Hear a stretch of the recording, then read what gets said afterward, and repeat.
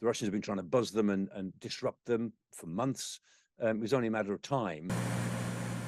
The mid-air collision between a U.S. spy drone and a Russian fighter jet in international airspace sparked fierce condemnations from Washington and denials from Moscow. Russian aircraft again engaged in dangerous, reckless, and unprofessional practices on Tuesday. U.S. Defense Secretary Lloyd Austin on Wednesday admonished the Kremlin after a Russian Su-27 aircraft the day before intercepted, struck, and damaged the propeller of an American MQ-9 Reaper drone, forcing operators to crash it into the waters of the Black Sea.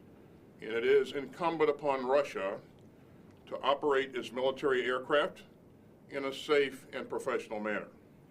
American allies expressed similar alarm. Here's UK Defense Secretary Ben Wallace, who spoke on a visit to Japan. The key here is that all parties respect international airspace.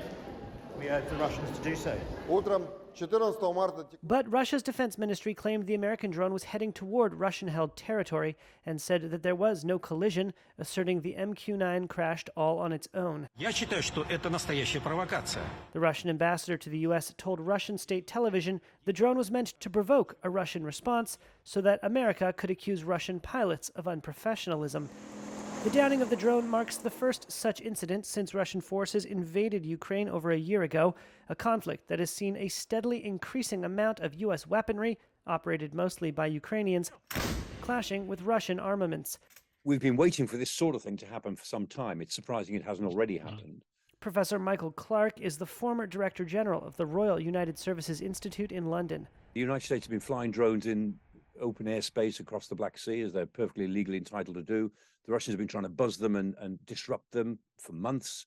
It was only a matter of time. Despite Russian denials, Clarke told Reuters he believed the collision was real, if unintended. This almost certainly, I'm 99% certain, was an accident, pilot error.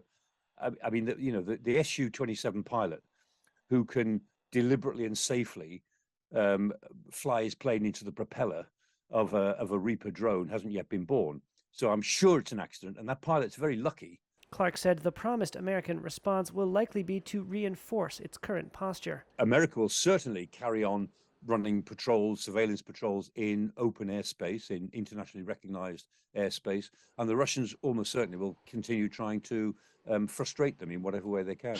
Russia said it would try to recover the drone wreckage from the sea.